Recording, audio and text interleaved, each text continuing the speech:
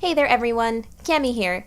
I'm here to apologize for our low audio quality this week. There were some unforeseen circumstances on my end, what with moving into a new apartment, that messed up my audio track, so we had to use our backup. But this issue should be fixed for further episodes. Thanks so much for your patience, and stay tuned. きっと約束だよいつかまた同じ笑顔で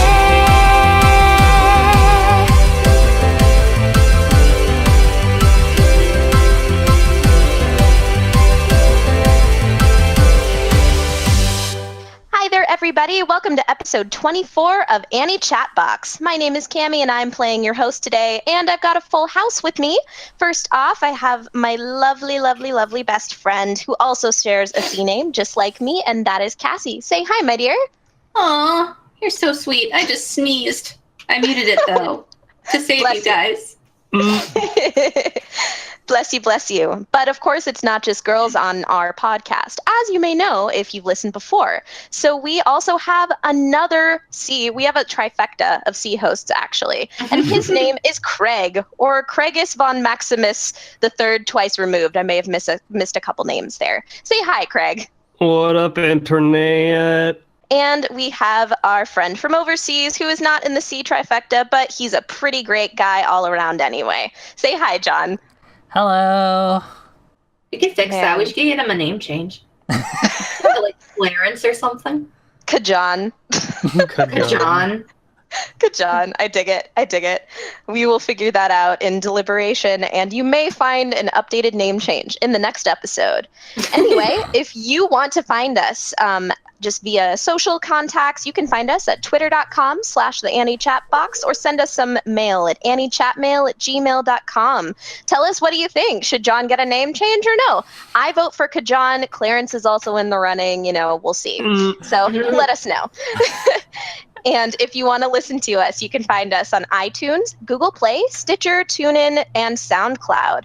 If you are feeling charitable and would like to help us improve our production, you can donate to our Patreon at patreon.com/AnnieChatbox.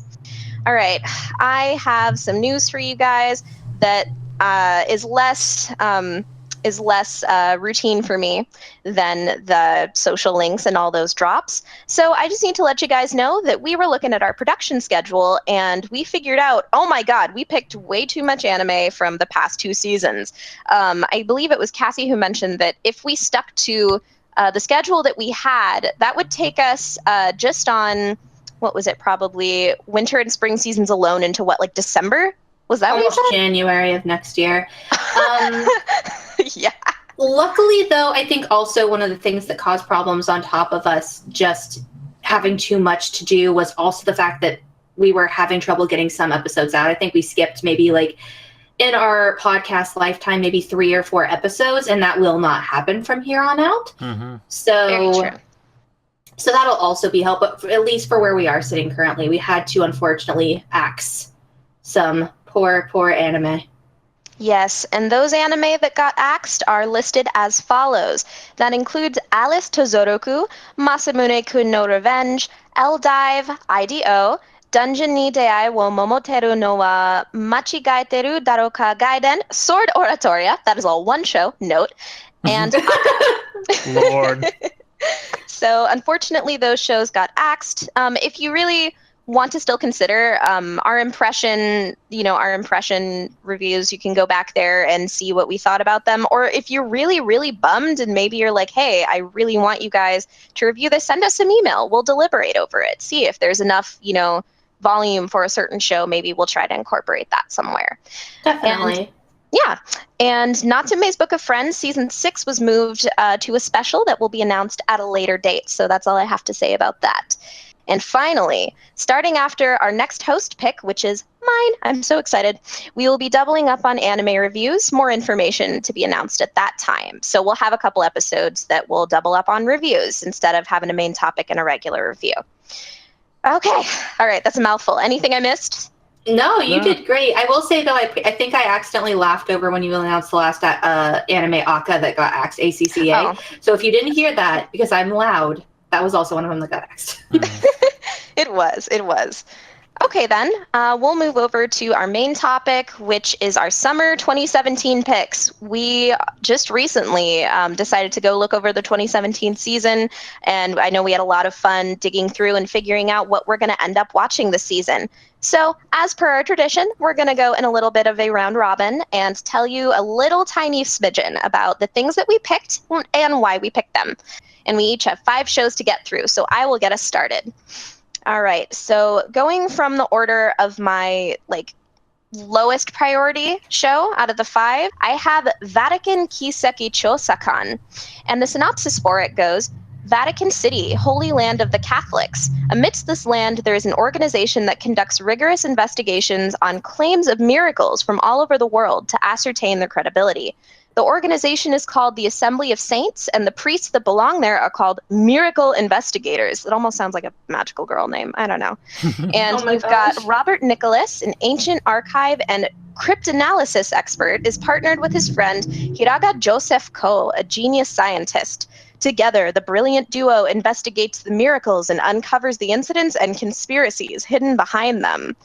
So, why did I pick this show? The plot sounds intriguing to me, and perhaps I'm nostalgic for the setting. It brings me back to the days of when I watched things like Black Butler and Pandora Hearts. So that's kind of what I'm looking for in this anime. I do think it may end up being more mature than those 2 previous shows. If there's not a magical girl sequence, I'm gonna rage quit. Oh my god, it'd be so cool if they just went all out and did something dark like freaking Madoka transformations with Calafina going. I would die.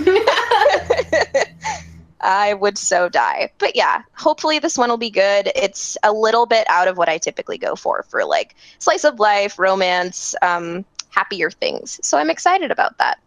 What do you have for us, John?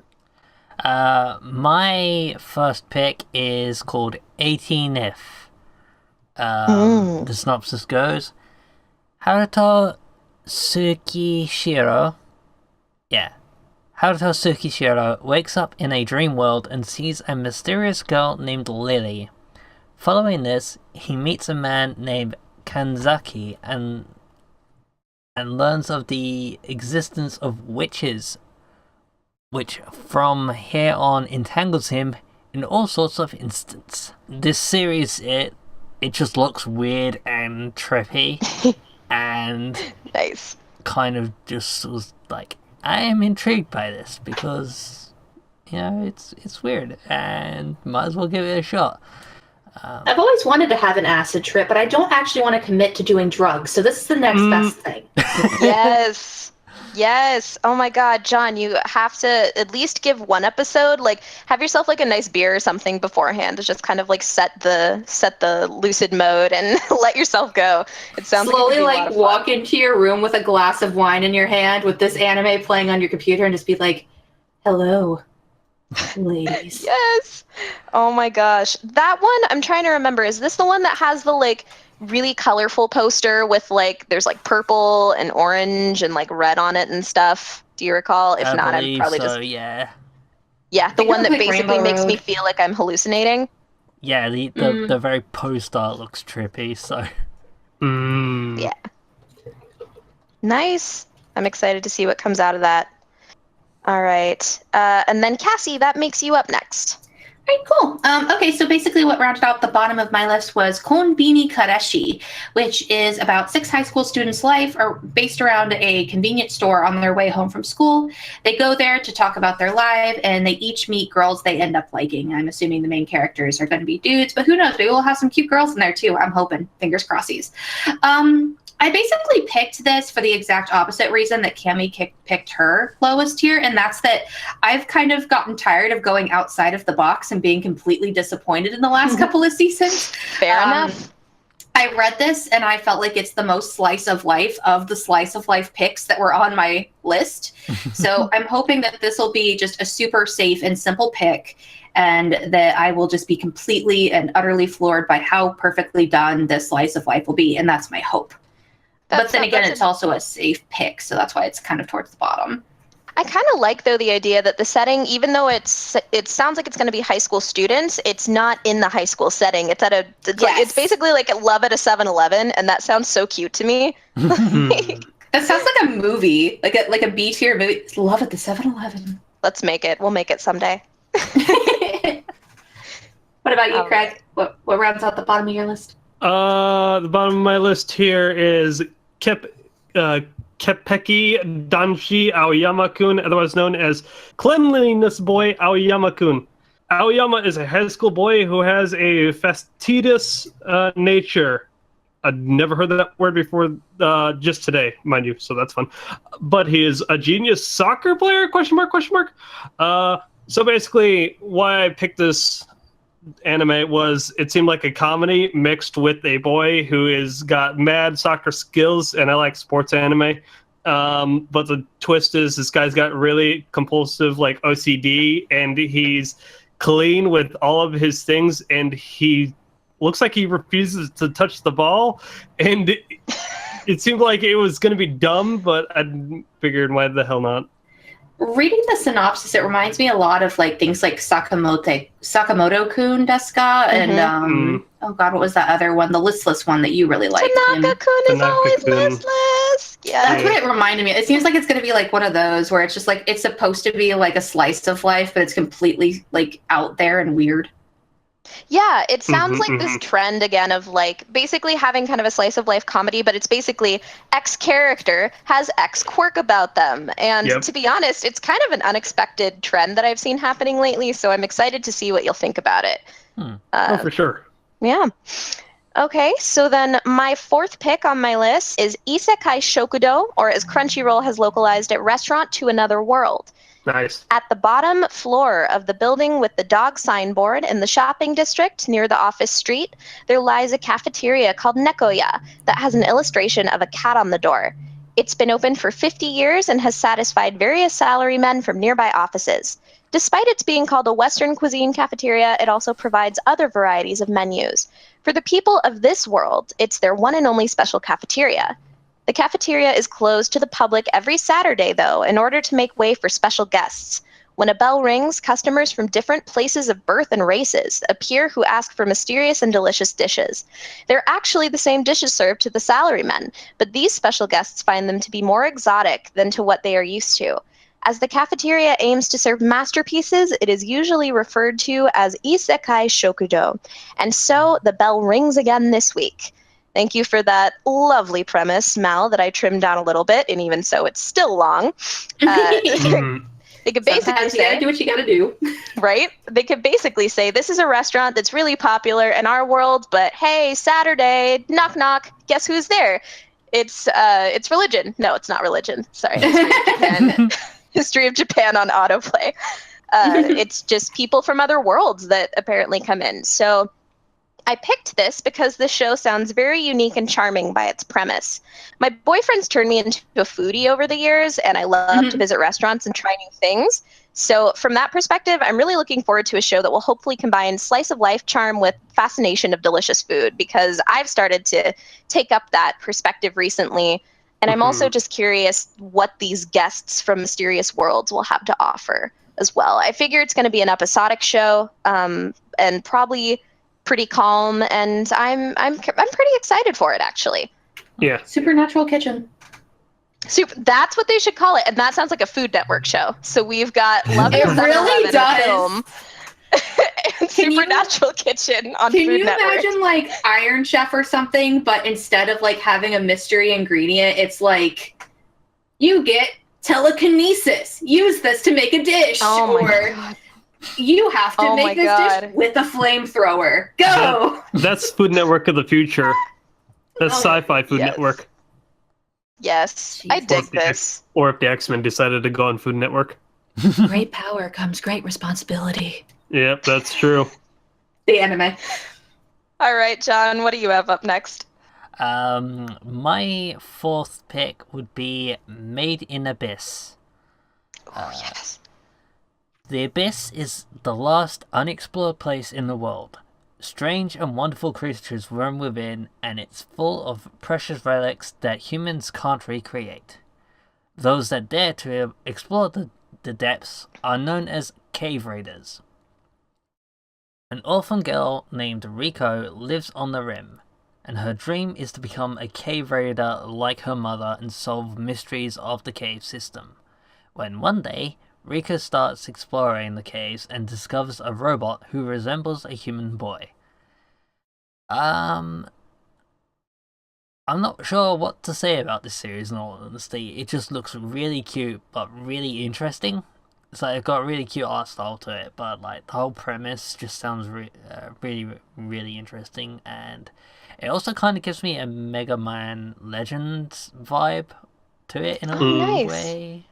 So yeah, it just caught my attention. So maybe I should give this a watch. I watched the trailer for this, John, and I was really, like you said, I just was like, this looks so cute, and like the art is really nice, and it kind of reminded me of like nostalgic like fantasy video games I played on the GameCube as a kid, and just like stuff like that. But when I saw the trailer and I put it on my list, I was like, this is such a John show, though. Like, John needs this show because it seems like a perfect fit for you to me with fantasy and the like cute, sweet aspect of it and the adventure. So I'm really excited to see what you'll think about this one. Yeah, definitely. I remember Cammie did say that to me, like right after I released what picks everybody got. She's like, "Oh, I'm so happy John got this." Not. I'm so happy I got all the picks. It was, "Oh God, I'm so happy that John got made in a bit." Yes. I feel like I hope you'll enjoy it. Only time will tell, though. Okay, Cassie, what do you have? All right, my fourth pick was Cleone or Cleone. I'm not sure how that's supposed to be pronounced. No Akari. So this story centers around a illness-stricken, constantly bullied orphan girl. How much sadder can you get, right? Named Minori. After one rainy day okay, I already said that. She doesn't turn up at school. She has been admitted to a hospital in a distant town far away from her two school friends, Takashi and Kyoko. And those two respective friends receive a mysterious email with no sender. And whoever the sender is wanted them to know that there is a festival in a nearby town. And that's basically all the information that we get. I went and watched the PV for this because literally if you go and look this anime up on my anime list, it's literally a sentence-long description. But really the thing that appealed to me about it is not the synopsis, but the fact that this is coming from an up-and-coming studio named Drop. Okay. So this is their first work. And I think from the animation quality of the PV, you can kind of tell, but I'm hoping that it just becomes one of those sleeper hits. I'm putting a lot of hope and a lot of hype into this idea that up and coming studios can have little diamonds in the rough, as it were. Note to a previous episode that maybe you guys should go and watch. It should have been released by now and will be. But anyway, yeah, that's the main reason I picked it. The synopsis just sounds like it's going to be either a really heavy drama or a tragedy of some kind, but I'm more interested in what they're going to do here in general. Nice. I actually got some, this is going to sound like a weird comparison, but just from the title, I got some like Air vibes from the show. And I was definitely intrigued on that end because I was like, ooh, this looks like kind of one of those very soft like tragedies about nice, cute girls. And it it honestly sounds pretty good. And so that's another one where I'm just like, ooh, I want to know what your thoughts on this are going to be. So I'm excited for that one. All right, Craig, you are up again. Number 4, Jikan no Shihaisha, aka known as Chronos Ruler. The story centers around Chronos Rulers, those who fight the time-eating demons that appear when people wish they could turn back time. Why was this chosen exactly? Well, the PV has style, and it seemed like it had some pretty cool action. You know me, I like action, and it may or may not turn out pretty good in the first couple episodes. We'll see. It seems I don't know if any of you guys watched the PV, but I don't think I have. I'll go back and do so.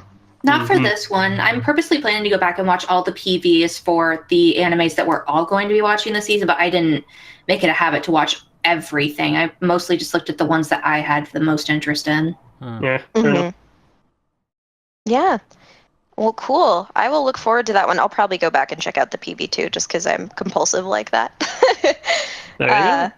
And then I guess that rounds back to me.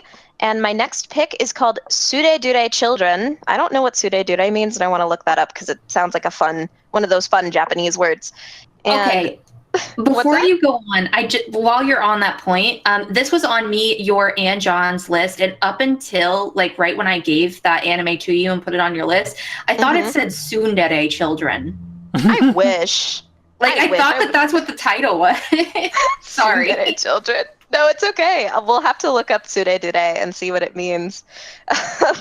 So in that regard, this is a series depicting various scenarios of young love. These stories range from a boy crippled by his absolute lack of confidence in himself, who cannot even accept the fact that the girl of his dreams actually asked him out on a date, to the near psychotic girl that pours her own blood into her homemade chocolate in order to win his heart. Yeah, so that took a turn, right? In that description. So I ended up choosing this anime because I enjoy romance anime that focus on vignettes of different couples. I kind of like the freedom that if I don't like the dynamic of a couple one episode, I'm not forced to focus on them week to week. So I basically get a surprise each week of, oh, what's the story going to be here? And if one episode, maybe I don't like the couple so much, well, hey, we'll see what's in store next week. I've seen a couple of other shows that do that sort of thing in the past, like, I'm forgetting the name of it, but some old romance anime that had like 4 central couples in its 12-episode run. And then also, it just looks cute and colorful. So I'm excited for this one. And apparently, yeah, it's popular because it was on also Cassie and John's lists. Nice. I believe the episodes are also pretty short. I think it's short form. Okay. Which is nice. That takes some time commitment away from me, so I can get back to doing the 50 other things I have to do. So that is a huge plus. All right, and then John, what else do you have? My middle choice would be Knights and Magic. A mecha otaku is reincarnated into another world as Ernesti Echevarria. Sure, why not? I think that's how you pronounce that. Also known as Eru. Let's just call him Eru. In this world, huge humanoid weapons known as silhouette knights exist. Dreaming of piloting those robots, Eru and his friends, Arkid the Altar and El Edrud Altar? Okay. Also aim to become Night Runners. Okay, those are very weird names I butchered. Anyway, basically I had 3 people pretty much have the same reaction about this series as Cammy had about Made in Abyss, saying this is such a John series that Yes. Because it kind of looks like Sword Art Online, but with giant mechs, in a weird way. That is right up your alley, absolutely. And Sword Art Online with giant mechs. I have to agree, That's it amazing. does sound like something up my alley, so yeah, might as well give it a try. Awesome. All right, what do you have next, Cassie? Well, that was such a John show. Let me go on to This Is Such a Cassie show. So, Netsuzo Trap NTR. So, Yuma and Hotaru have been friends since childhood. So, it's only natural that when Yuma is nervous about her new boyfriend, she asks Hotaru for advice. However, during that advice, they soon find, during the act of giving advice in the form of practice, Oh God. they soon find that they're more interested in each other than their respective boyfriends. So the series gave me very Kuzu no Hankai feels, and I love pain, so I thought this would be a really good idea. It's also a short, so I felt like it would be easy to digest without getting overwhelmed, especially because of the subject matter. Because as much as I love shows like this, and I really love intense dramas that really mess with characters and mess with the viewer, sometimes it gets a little overwhelming, but if it's in little 10-minute shorts, it'll probably, even if it gets overwhelming for me, it'll be super easy to digest over weeks at a time. I like that. I like you not having to process too much pain. That's something I'm a fan of. Well, I also am a fan. If I pass this, at least I'm not going to torture other people who aren't as much as a fan of this kind of thing. Very true. Everybody else very, in very line. true. Very true.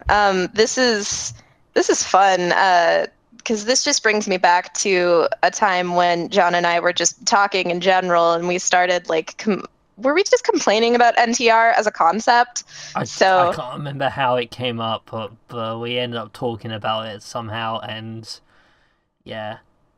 And so basically, if Cassie passes this, it'll be really fun to have John and I be forced to watch the show about this subject that we bitched about for a good hour one time. Well, I mean, like I said, I thought it was funny because John mentioned to me, he's like, yeah, me and Cammie are probably going to put this high on our list too. And I was like, why? Because of that, it just seems so. I thought it would be interesting if we end up watching this and seeing how reactions to it too. That's why I said that. So secretly, you guys are trying to botch the process. Let's pick these animes that we know we're probably going to hate, so we can fail them, and Cassie can't pass them. I see. I see you. No, seems underhanded. Yeah, geez. I'm joking. I mean, in a way, that kind of happened with Yoro Manga Sensei, where I was like, oh, great. Guy who wrote freaking My Little Sister Can't Be This Cute made another one. I guess I'll take one for the team. Take one for the team, yeah. Then got a happy pass. And so that one is going to be talked about on a future episode. Please stay tuned. But yeah, that's why I picked this show. Nice. I think it'll be interesting. All right, Craig, what have you got? Number 3, The Reflection. The synopsis reads as such. After the reflection, people in all parts of the world are discovered with superpowers. Some turn out to be heroes, others turn out to be villains. So how did the reflection happen? And what was the cause? Stay tuned to find out. So, there's this show. People really like it. It's called My Hero Academia. Superpowers are all the rage, right? Mm-hmm. Why did I choose this one when it could probably just be a generic My Hero Academia? Motherfucking Stan Lee is involved in this by proxy of being the original creator of this property. So that was my reason, and it's hard telling if it will be good or if it will be bad, but he is a character in it, and he narrated the PV. That is really cool, actually. You don't see a lot of those sort of Western to Japanese collaborations a lot.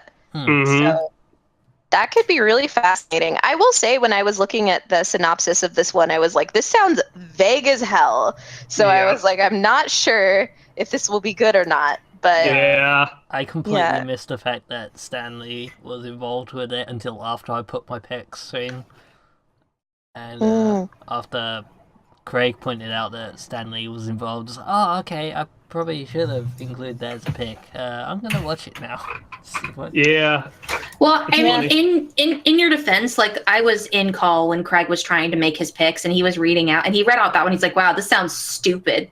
And then he went and watched the PV, and then a couple minutes later, I heard him go, Stan Lee is involved, I'm in. So, I mean... That's awesome. Do you guys want to know what Stan Lee is absolutely not involved in? What is he not involved in? Which is called Dive. Okay, all right, let's go. So this is my second pick overall. Dive revolves around the Mizuki Diving Club, which is on the verge of closing down after having financial troubles. The club's new coach persuades the club's company to stay open on one condition, that the team sends one of its members to the next year's Olympics as part of Japan's Olympic diving team.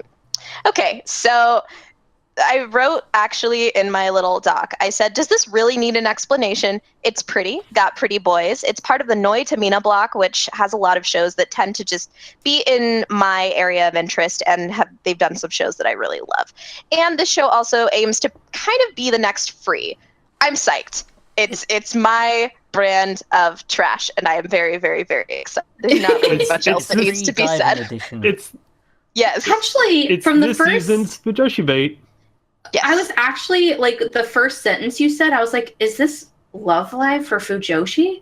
Right? Yeah, because that's it's the what I closing gathered. down. Yes. Yep. I mean, granted, it wasn't a club closing down; it was an entire school closing School. down. But I mean, I just that Synchronized first sentence, swim. I was like, "Wow, they Hey, Craig, Are you they want to go- trade me? You want are to they trade going to me? be are they going to be idols on the side? That'd be I- great. Yeah. I just want them to do synchronized swimming. Just go to those It's not sort of swimming things. though; it's diving. Yeah. If it was synchronized, that would be closer to Idorus, though. I can see Yeah. that. Yeah. I And get then it. they could synchronize swim to Love Live songs, and Craig would just like quietly cry in his room. Sunny Cassie- day song. Cassie'd be like, "Craig, what are you watching?" He's like, "Nothing, nothing." Clings to his I mean- like Maki plushie.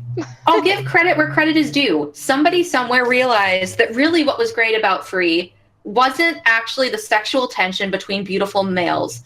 It was the glistening, rippling pecs covered in water. So there you Yes. go. We got it again, ladies and gentlemen. Bonus: I'm pretty sure as divers have in speedos, not swim trunks. So yeah, extra fun there. Okay, Well, all right. guys, did you hear that? Did we That hear was the what? sound of many, many ovaries exploding. Wow, that sounds very painful. Okay, all right. Let's take things back to PG-13-ish rating. What is your next pick, John? I'm not sure if this would count as PG-13 actually. After I realized that this is actually an ecchi series. It's Ooh, fine. ooh, we're tell rated. me. We're rated mature on iTunes, so you're good. How lewd My is next this? pick is Gamers. Mm. Centering on the gaming lives of various high school students who play video games, including Keita Amano, a lonely young man who loves video games, Karen Tendo, the beautiful president of the gaming club, Chiaki Hoshinomori, who constantly fights with Keita, and Tatsuku Uehara, who puts on a facade of being satisfied with his life in the real world, but in truth he loves video games. This is a ecchi rom-com slice of life series drama that involves video games. So Fun. between the Video promo art and the games. description, it just sounds like something I'd really enjoy and caught my attention. And I didn't actually realize until afterwards that it also was labeled ecchi, but oh well. I mean, What can you do? what's better than a slice of life genre with titties? Nothing, I say. Nothing. Oh my god. Yes. Honestly, I'm going to be completely honest. I put that that anime relatively high on my list too, mostly because I never see the words drama slice of life next to harem ecchi or anything considered like that. Yeah. I don't think this is an harem anime or anything like that, but the word ecchi being there was very confusing. Yeah. So I just kind of I'm intrigued to see where it goes as well. So it'll be cool to see what you think about this one, John. Absolutely. Okay. Cassie is up next. Oh crap. I'm not ready. Anyway, my number 2 pick is Kakegurui, which is about Hyakau Private Academy. And this particular academy is an institution for the privileged with a very peculiar curriculum, a rigorous curriculum of gambling. So basically, all of the kids who go to the school are typically, rich, pampered children of rich, pampered parents. So basically, these kids at this school gamble, and the winners live like kings, and the losers are put through not fun things. And so enters Yumeko Jabami. She enrolls in the school to give the winners a taste of their own medicine, as it were. And the reason I picked this, in addition to watching a Guguk video where he talked about the manga, and I thought it was really rad, I hung off on reading the manga because I wanted to watch the anime first. And from what little I know, from what he talked about, and from what I saw of the PV, the main character just seems psychotic. And I love crazy characters who switch on a dime. Those are some of my favorite characters, period. Also, the animation looks very different. I don't know if anybody else here went and watched the PV other than me and Craig, but It's I did. very, very strange. But there are moments where the animation is godly, especially when it comes to their like eyes and mouths. Oh yeah, their facial expressions are crazy. It's insanity. So I don't know. I think it'll be a really wild ride, and I'm really curious on what they're going to do with this, especially because I'm going to be going in blind. I chose not to read the manga before watching the anime. So we'll see what happens in this crazy school. Nice. I really want to check out the PV now. Will do after recording. Okay. What up, Craig? The penultimate decision of my anime that I chose. My body is now ready for this one. For your number 2? Katsugeki Token Ranbu. Hey. Dudes. Futatabi. Yes, that is one of the reasons. The synopsis goes as such. The fate of the world is threatened as an army of revisionists from the future are sent back in time to alter history. In order to stop them and protect history itself, 2 sword warriors, spirits brought back to life, rush to the capital of Edo. The polite Horikawa Kunihiro and the short-tempered Izuminokami Kanaseda, who serve the same master, confront this army of otherwise invaders, along with a ragtag team of warriors of varying personalities. Why was it chosen? Well, John just said it. Really, it's ufotable. It's a history piece, and crazy ass action. It'll be so good. Not only will it be crazy, it will be beautiful, beautiful action. The PV was. Oh yeah. Like, It's if action sexy. could be a bishonen, it would be ufotable. Ufotable makes action into a bishonen character. That was going to be my following question. Are there bishis in this show? After watching the first episode, I'd say yeah. Ooh. I just checked Do it you out hear on a whim. that? That's the sound of all those ovaries exploding again. Ow! Yes. Honestly, I'm less intrigued by the facts that Craig's talking about the show and more that he's hyping up his body's ready for his number 2 pick. My body It's is just like, ready. What are you doing for your number 1? Like, are you just like going full blown? Like, just No, not even I'll You're have to going be in? resurrected. I'll have to be resurrected again because I'll be dead by the time I'm done with the number 2. Oh, All right. gosh. It's going to be a pretty Oh, hype man. season for Craig then, I suppose. Yeah. Yes. Speaking of hype, that leads me back around to my number 1 pick. Oh my god! And that is called Ballroomoe Yokoso, or Welcome to the Ballroom. And this synopsis goes: a professional dancer named Sengoku rescues Tatara, an introverted third-year middle school student who is being harassed by delinquents. Tatara ends up at Sengoku's dance studio where he meets Shizuku, a schoolmate who he secretly idolizes. Sengoku is a free-spirited, dynamic, international dancer who recognizes Tatara's potential and begins to coach him. Through dance and these new friendships, Tatara develops a passionate desire to improve as a dancer and be accepted by his peers and rivals. And through interaction with Tatara, the other dance members are encouraged to take steps to overcome their own challenges and issues.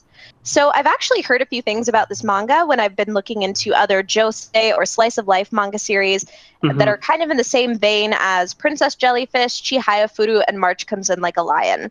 It's kind of just a special like breed of series that I really, really love. That usually has like a mature way of handling the characters' inner thoughts and their drive to do what they do and their hobbies.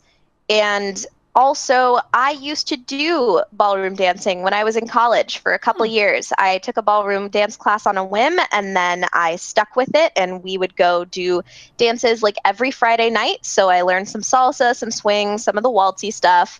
And it really, like, when you get involved with dance and that community, it really just sucks you in, and it's something really special. At least for me, it was for many years, and it's something that I still cherish, even though I was never the best dancer, or I haven't done it in a few years. But I'm really excited to have a show that addresses the subject, and hopefully for me, it'll just kind of rekindle some of those ballroom feels that I still have. So I am so hyped for this series, and I'm so glad that I was able to get it. You guys are all awesome. Thank you. I saw the PV of this, and immediately I was interested because it not only production IG, but I was like, these character designs look pretty cool. It has a good, unique art style to it, but it's also ballroom dancing. How often do you see a show about that subject matter? That's actually really cool. Yeah. Yeah. I hope it lives up to your expectations, honestly. Yes, there actually was a when I took a Japanese film class in college, we watched a film called Shall We Dance? And it's about a Japanese salaryman that's like kind of lost in his life, and then he ends up like secretly taking like competitive like ballroom dance classes, and it kind of invigorates his life. It's a really sweet movie. People should watch it. Just don't watch the shitty American remake. But that was, a cool perspective of like, holy crap, so there's some Japanese presence to this dance art. So yeah, this show will bring that up again, and I am so excited. Okay, nice. What do you have, John? My top pick, I am so hyped for. It is Fate Apocrypha. Oh yes. There was once a Holy Grail war waged by mages and heroic spirits in the town of Fuyuki. However, one mage took advantage of the chaos of World War II to steal a Holy Grail. Several decades have passed, and the Yigdimillennia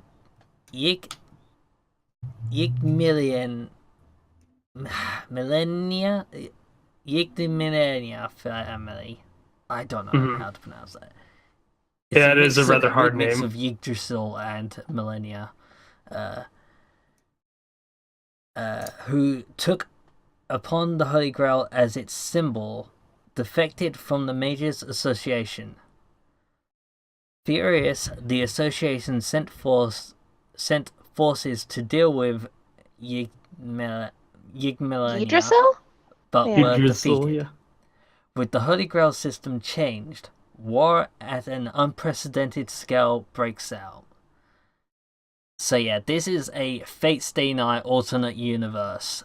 However, this time, not only are there you've got the 7 classes of servants that have appeared in Fate Stay Night, Fate Zero, and Fate Unlimited Blade Works. Only this time, there's 2 factions of each. So you've got Saber of Red, Saber of Black, Lancer of Reds, Lancer of Black. But on top of that, there is also a 8th class who is ruler. So not 7 servants, but 15. Oh my god. That's just like... I worry about all the bloodshed, like, with 15 characters. Because you think about the bloodshed with just, like, the regular 7 servants, and then now you have 15. I'm a little scared. I don't think it's a complete free-for-all. It seems to be, like, the 2 factions, and they are warring amongst themselves, so it's not a complete 15 free-for-all brawl between 15. It's actually two armies of 7, with ruler being sort of a leader, in between sort of judge or referee, kind of like to get in the way if there's problems. I see. I haven't seen. I watched the PV. It's actually being done by A1 Pictures, not UFO Table. But interesting. They are still high quality animators, so yeah. Nice. Yeah, if I can't remember, but if Fate Grand Order, I know Fate Grand Order wasn't animated by Ufotable, and it still did a pretty bang up job. So I'm sure the show will still be pretty. Yeah, so that'll be nice. They'd be nuts if they didn't pour a decent budget into this. Yeah. All right, Cassie, your number 1 pick is up next. Okay, I'm going to keep this short and sweet and to the point because I know we're kind of running low on time at this point. So my number 1 pick is Koi to Uso, or what little I know of Japanese, Love and Lies. In the near future, the government picks romantic partners for the citizens of Japan instead of people going through the trouble of finding partners for themselves. So what happens when you do fall in love with someone is basically the point of this anime. And according to what little I saw of the PV and also what I've read, the main character, a young man, basically fights with this question. He's supposed to be assigned a lover, but what if he loves someone else? I thought this would be an interesting romantic show that really dissects what love is and could possibly bring up some cool topics that we can discuss later, which is mainly why I picked it, because the government making decisions for you is always a fun topic to kind of toss around.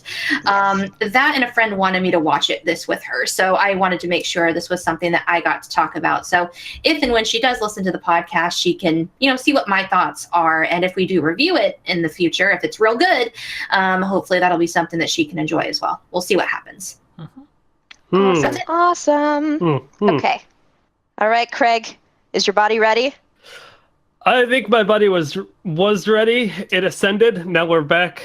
I was resurrected with the Phoenix Down to give you all the ultimate number 1. New game season 2. New game with 2 exclamation points. Yeah, 2 exclamation points. I gotta really emphasize this. So, Mal obviously said, the season 2 rigmarole with, it said the second season a new game. So I'm going to give you the abridged summary of season 1. Since childhood, Aoba Suzukaze has loved the fairy story game series, basically a parody of Final Fantasy and whatnot. Particularly the character designs. So when she graduates from high school, it is no surprise that she now applies to work at Eagle Jump, the company responsible for making her favorite video game series. On her first day, she's excited to learn that she will be working in the next installment in the series, and even more so under Ko Yagami, the lead character designer, who she idolizes. Wacky hijinks ensue. Obviously, shoutouts to friend of the show, Pete. He recommended this to me, and by association, I got cast into it.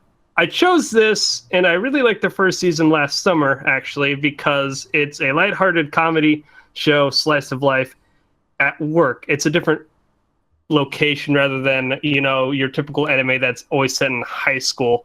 And it dealt with the ins and outs of a workplace, etiquette, how different people work with each other, how some people have different mannerisms, and how they all mesh ultimately to create a product for the customer, the video game. So, yes. Nice. Mm-hmm. All right, so that rounds out our main topic. Oh my gosh, so we have a lot of anime to get through. We're going to do our regular 3-episode and then verdict that will come to you in a later episode. But I hope you guys are just as excited. If there are other shows that you're really looking out for this season that maybe we might have passed over, let us know in some comments or some email, and let us know what your top shows are going to be. So... All right. That means that the boys get to say goodbye as Cassie and I lead into our review for this episode, and that's going to be season 2 of Showa Genroku Rakugo Shinju. Hi. All right. All right. Peace out, y'all. Bye-bye. Later, guys. See you. Bye. All right. They're gone. Exactly. Okay, so want me to just run up the synopsis of this guy? Go for it. Okay, so the synopsis goes, Yotaro is a former Yakuza member, fresh out of prison and fixated on just one thing. Rather than return to a life of crime, the young man aspires to take the stage of Rakugo, a traditional Japanese form of comedic storytelling. Inspired during his incarceration by the performance of a distinguished practitioner, Yakumo Yurakute, he sets his mind on meeting the man who changed his life. After hearing Yotaro's desperate appeal for his mentorship, Yakumo is left with no choice but to accept his very first apprentice. And that is really the synopsis for season 1. It's only the beginning of what is a very long series that spans a very long amount of time and focuses on the art of Rakugo through some of its most dedicated artists of the craft, I would say, is probably a good way to describe it. What else, or is there anything else you think that I missed? Not at all. I think that one of the things that's going to be interesting about this review is that we're gonna try and keep it as vague as humanly possible. Yes. Because giving too many story bits or talking too much about the characters can really spoil the experience. Which honestly is a good showing of how much and how intricate of a story that this really is. So, oh yeah, I think that honestly is the best synopsis that you can really get without going into the meat of everything. Yeah, absolutely. Let's see. I think what the most we can say is that really is the synopsis of season 1, and season 2, which we're going to be trying to tiptoe around, kind of just builds on that. Most of season 1 is more, these are the events of things that happened before you came to me, oh student of mine. And season 2 is, what are you going to do with this information? How are you going to grow as a performer yourself? And that is really underselling the show, but that is the best way to put it. Yeah, a lot. And I know that another way to put it is that season 1 is primarily about the perspective of Yakumo, and then season 2 is Yotaro's basically life with Rakugo. Like it's the kind of how each of them approach the art and get into it. And they mentioned that Rakugo is a form of comedic storytelling, so that's pretty much a given. It's a very unique story in just the fact that it centers around this art that nowadays I don't know how often is even approached anymore in modern Japan. It wasn't something that I had heard of before watching the show. So that in itself made it a very fascinating show to give a watch. And I think that, like you said, the story is just so intricate that I think it's a show story-wise that I've never seen in any other anime. You know, it's just wholly unique, I think. It is. Definitely. And Rakugo as an art form as well is just so interesting because, like they said, it's an art of storytelling, but there are characters and stories, and the storyteller has to be all of those characters and all of those actors and actresses and make the sounds. Like, for example, knocking on a door, they would, simulate that by knocking their fan off the stage, or really building an atmosphere with only themselves and what they have available to them. And that in and of itself is just absolutely crazy to me. Especially in this day and age, a lot of people will, you don't really approach minimalistic storytelling. It's like an audiobook, but better. Oh man, that's a good way to put it, actually. And I was caught so off guard at how mesmerizing the Rakugo performances are, because you see so much of the story is told by the performances of Rakugo pieces, and they're mesmerizing, really. Like, you just get caught up in them. And because, when I think about it at face value, it's like, yeah, you're going to watch these characters just like tell a story. There's not going to be a lot of like crazy dynamic animation, though we'll get more into that later. But it's something that it's like, I wouldn't think this would be fun to watch, but oh my gosh, it's literally like I'm sitting right there and I'm just witnessing a live performance. And it was really, really cool to see that. And on top of that, the Rakugo stories that they pick have significance. So if you're going to watch this show, pay attention to who's performing what Rakugo and what that story is. Because it may seem like they're just, picking a story to show you, but it's so much more important than that. There were moments later on in season 2, especially when a performer, any of the performers would pick a specific story to tell, and I would just lose it and be like, no, you didn't. Yes. So even down to what Rakugo they're picking to perform for their audience is just so important in the integral storytelling of this show. Which is crazy. Every time someone went up to say a story, especially in season 2, I was like, oh gosh, something is coming. Like what is this going to impact? Like, what is the Rakugo's significance going to be here? And that was really, really awesome. And let's see. The story does a good job, I think, though, of balancing what story is told through the Rakugo, what story is told through just kind of flashbacks, and what story is told just through present in the moment moments. Like, they did a really good job just kind of pacing wise and in how the story was told. Absolutely. All right. Do you think we should go into characters as best we can? As best we can. I think one of the things that I loved about the characters in this show is that, and I think you made this point, Cammie, so you can really describe it if you'd like, but it's very hard to like or dislike a character entirely 150% because these characters are just such people. Like they're real human people. And I get so excited when that happens. And they make stupid decisions or great decisions, or they just make you want to cry.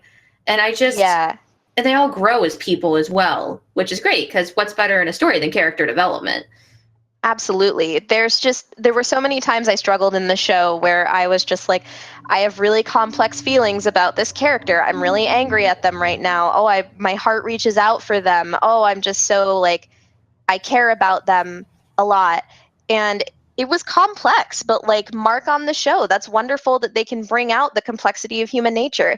And they do it a lot. I think a lot of shows can do it well, but like this show just specifically is just phenomenal, like phenomenally done in how it portrays its characters. And that goes from like the main characters to even the minor characters. They all feel like real people. And they're complex, just like the story that they're involved in. Mm-hmm. There is not a character in this show that makes a decision or does something just because story, just because plot convenience. That doesn't exist in Rakugo Shinju, to be completely in the Rakugo stories. I'm sure there are, but the show itself, this anime we are discussing, there is no character that just, it would be convenient for the plot for them to do this. So, which happens a lot in anime and just in media in general. Everything that these characters do say, or anything, do say, whatever. I can't words right now. The show hurts me, and I can't talk about it without wanting to just blah, blah, blah. I should not be a Rakugo performer. For the record, we binge watched like basically the bulk of season 2 last night together, so we're still kind of recovering. Processing. So that is kind of where how we're flubbing this review a little bit. But I mean, take the compliments that we're giving it at value because it's very, very true. There's a lot to praise about this show. But yeah, I think the point I was trying to make is that every character is very complex, and the choices they make and how those choices impact other characters never seem, okay, I guess I'll accept this is happening just because. And because of that, there are lots of surprises that you don't see coming because you either let the narrative trick you, or you let the characters trick you, or you as the person, you are part of this story. Which doesn't happen a lot for me personally when I'm watching an anime. I'm never it's very rare that I am so invested that I feel like I'm there. Absolutely. And I'm trying to backtrack on what you were saying. Just about that the characters trick you or the narrative tricks you. I got to a point with the show where I was just like thinking that everything everybody said had like a double entendre, or like I had to read more into it just because of how complex it was and how many like twists would pop up and whatnot. But again, like in that vein, that's why we are being so vague, because the show is just so valuable in being able to go into it blind and just let the story take you. Exactly. Atmosphere is also something that this show does very well. And I think that would also transition us into production values, but also but it also, I think, would relate to the story as well, because how the story is structured makes you feel specific things at specific times, even though you don't realize it's happening. And that in and of itself is an atmosphere building tool. But they also build things around their animation and sound and just what you are visually digesting as well. Even their music choices as well. I noticed a lot with the music choices. That's where I felt like I was literally in this time period, right in Japan, like in the culture, in the age that it was done. And that was also really, really cool and makes the show so immersive, I think. Even the end previews had is it a Shimasen? I can't remember how to pronounce it. Yeah, the shamisen, I think. Yeah, they would play it through the little like previews for the next episode. The big drums too, like whenever they introduce somebody. Yep, they really embraced the, and this is also a period piece. So the fact, and several periods at that, this covers several different decades of different people's lives. Which is also just so cool. You don't see that in a lot of anime, I think. Yeah, and really the time changes, the music changes, the sounds that you hear in the background change as you're growing up, I suppose, through this show, and as the characters grow up and embrace their own, I think the word that you used, Cami, was legacies. Yeah. They either follow in the footsteps of someone else or they make decisions on their own. And everything that changes around them changes with what's being shown to us as well, which is insane. Yeah.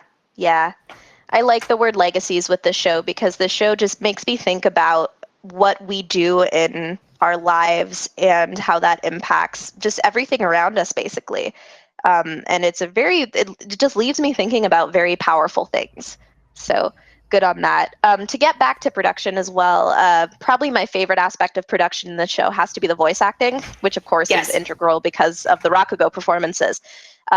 Everybody did a phenomenal job, and it really shined through in the Rakugo performances. And there's a lot of famous voice actors in this show as well. So that's just such a treat, I think. I loved in every single Rakugo performance when one of the males would have to do like a female voice or something. Yes. And it would always be this like silly falsetto, or when they would have to pretend they were being like really excited. So they would flap the arms on their kimono. Yeah. And like kind of bounce around. It was so cute. Yes. It was so good. Was just so weird, but that's just how intricate these Rakugo performances were. They didn't just have these characters get up and perform, but they got up there and used their voices, as Cami mentioned, to portray several different characters, and also the different items they had available to them, their kimonos, their fans, smoke, in some cases. Yeah. There, also what I wanted to mention too, I wanted to double back on what I was saying about I mentioned that while there's not a lot of dynamic animation happening in the sense that these characters are sitting on a stage and they're voice acting, the show does a great job of making these performances dynamic, especially in the realm. What I started to notice and is that when it would switch from a performer going from one character to another, they totally changed camera angles, and obviously the expressions were completely different.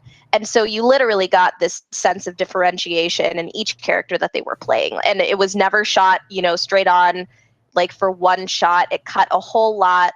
They really worked hard to make these performances unique and individual. So good job on them for that. However, the animation outside of the performances as well, because the show isn't entirely about the performances as much as Rakugo is in the title, and we have been talking about how spectacular these Rakugo performances were through most of the review so far.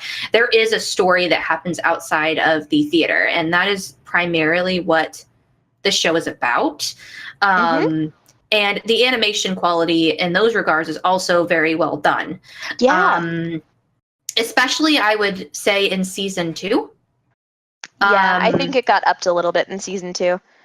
Which isn't a surprise, because the fact that it was so well received may have given them more of a budget. It's really hard to say. But there are some scenes in season 2 that are so crisply animated. And on top of being crisp, just very chilling. They really nailed the atmosphere with their animation as well, messing with things like smoke and colors and flashbacks and crazy stuff. There's lots of metaphorical imagery, and I appreciate that a lot in season 2. I can't even with this show. Yeah, this show is so hard to review, just because it's one of those shows where I just want to say go watch it, give it a shot. Please. Yeah, please. But you are missing out if you don't give it a shot. That's one other thing I'll say. Music-wise, both openings were stunning, I thought. Yes. Yeah, not much else to be said. Both in regards to music, because the singer for both openings I don't know who this lady is or if she's saying both. I'm not sure, but they both sounded relatively similar voice-wise. I need to go look up both of those artists or that specific. Do you know if it was the same girl for both? I want to say it's the same vocalist, but we'll check later and see. We'll check. If not, guys, I apologize, but you need to go look. If anything, if we haven't inspired you to go and watch this show, watch those openings. Because that's how I've really gotten people interested. Yeah, that's how I've gotten people interested. They're very unique. The music is just so, especially the second opening, is just so spine-chilling. Oh my gosh, whereas the first is more sultry and just mood. And the visuals that go along with it, there is so much to dissect in just those openings alone. And if you go and watch the show and then go back and rewatch the openings, you'll realize how much of the story they're telling in just that minute and a half of an opening. It's insanity what this show does. Yeah. I love the jazziness, but also what fits into the era. Like, these songs are just so dynamic and dramatic, which obviously fits with the show. So production-wise, I don't really believe I had any complaints. Could you think of any complaints you might have had, or? I have real no complaints when it comes to production of this show. Absolutely, like zilch. I can't even think of a single still that bothered me. I think the only thing that really bothered me in this show whatsoever would come back to how sometimes I just got so frustrated. But I agree. But that's a merit to this show as well. Yeah. Because if I didn't care, I wouldn't get frustrated. Yeah. But the story knows what it's doing in that regard, too. Exactly. That's what I was going to say, is that a lot of my frustrations that I had, which primarily rested in the first season, I understand them as I watched through. Also, I would recommend for viewers, definitely watch both seasons. I don't even feel like it's a sequel season. It's just one giant story that, half of it had to be broadcasted later. But I think it's meant to be absorbed as one story in both seasons. So definitely go watch both seasons. Yes, it may be separated on My Anime List or Kitsu or whatever you use, and it may be separated on Crunchyroll or wherever you go to watch it. But it should be digested as one anime altogether instead of two separate seasons. Yeah. I completely agree with that. And you are not going to feel completely satisfied until you finish season 2. You will not. I promise you will not be satisfied unless you watch season 2, because there are things that they leave you off with. And this is the closest thing to a spoiler I'm going to get in this review. There is stuff they feed you in season 1 that will completely change. If you please, for the love of God, watch season 2.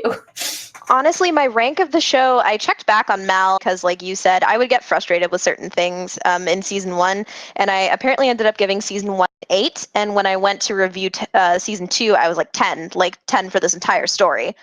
So there's a lot of merit in being able to absorb the entire thing. Yep. So I just did something very similar. Mm-hmm. Yeah. Oh, did you really? Nice. Yeah, I actually season 1. I rated an 8.5, and then yesterday I went and rated season 2 a 10, and then I went back to season 1 and bumped it up to a 9. I love that we are like exactly the same there. Because I couldn't give it like a perfect 10 because I knew that I was still frustrated when I watched season 1, but I didn't think it deserved an 8.5 anymore either. So I went back and bumped it up to a 9, and then gave season 2 like a 10 out of 10. Yeah. So that said, do we want to go into ratings? Speaking of ratings, I heard you like some ratings, bro. So we put some ratings within your ratings. Sure, we can do that. So that being said, like we said, kind of as treating it as a whole, do we want to rate season 1 and 2 like holistically in this case? I feel like we can do that. Yeah, I'm good with that. Okay, do you want to go first? Sure, I have no problem with that. So basically, Showa Genroku Rakugo Shinju. Did I pronounce that right? I always mess up when I say the whole Perfectly. thing. Perfect. A+. Yeah. It's one of those animes that doesn't happen. It just doesn't. It's one of those that just sticks out so much that now I hate that I watched this show, because I'm going to be comparing everything that I watch from now on to this, because it's one of the few animes that I've watched that I would consider a masterpiece. And that just doesn't happen. It just doesn't. Over the years I've become so cynical. Oh, let that car go past. Anyway, over the years I've become so cynical, especially when it comes to anime, that it's very hard for me to become emotionally absorbed in anything. I enjoy anime as a medium, and I enjoy it as a way for me to discuss things with my friends. But this anime did something to me that I was not ready for, and I feel violated. And therefore, I am going to give it a love it, and I will beg on my hands and knees for literally anybody to please watch the show. Please. Brilliantly said. I wish I'd gone first because I don't know how I'm going to follow up that beautiful tribute and rating. So I will echo many of Cassie's feelings that we both ended the show and we're just kind of sitting in silence for a minute, and we didn't really know how to react because I think we both felt so violated and assaulted and all sorts of forms of those sort of feelings because this this show just takes you in, and it does not stop. It does not cater to you at all. You are along for this ride, and oh my goodness, what a ride it is. It's so entirely unique. I think, like we said, the characters are so engaging. The story is engaging. I left the show feeling blessed that I'd been able to watch it. Like it was my honor, to sit there and watch it for so long, almost like I wanted to get up and applaud at the end of a performance, which I think is incredibly fitting for the way that the show frames itself. Like you said, it's a once in a lifetime sort of show, I think, and just a great treasure for that reason. And so I agree. It gets a love it from me. I agree. It's a total masterpiece. I think everybody should give it a watch. You will not be worse for wear. Yeah, just add that quality to your life. Please check out Showa Genroku Rakugo Shinju. We love it. Please watch both seasons. Please watch both seasons. Please, for your own good. Just watch both seasons. For your own sanity. Oh, God. It's like I went to my counselor and he's just like, where on the doll did this show touch you? And I took the doll and just ripped it to pieces. Yes. Also, I will mark it and say that everybody that I've talked to about this show, that I mentioned this show to, everybody pretty much across the board. Yes, it's an amazing show. It's one of the best shows I've ever seen. Nobody knows about it. It's so good. I don't think I've ever run into anybody who has said anything critical, aside from myself when all I had seen was season 1. But anybody I know that has seen the entire show just says, yeah, I love it. Go watch it. Everybody go watch it, please. I'm sure at its core it has its flaws, but it's just the merits of it outweigh all of those that I forget they even exist. Absolutely. This show brainwashed me before it touched me inappropriately. Oh my God. So also, for the sake of reasons that we explained earlier when we were mentioning story, there is not going to be a spoiler room for this anime. So again, that's more of a push. Go watch it for yourself. Please. Please. Yeah. Onegaishimasu. Onegaishimasu. So I guess from there, we get to say goodbye. Thank you guys for tuning in to episode 24. We hope you've enjoyed it, and we will have our impressions out for you in not too long a while. Hopefully within, a few months or so after our animes come out. But tune in next week, guys. We'll have fun. We will, I promise. Everything will be great. Me and Cammie will hopefully be fully recovered by then. We're working on it. All right. Goodbye. Oyasumi.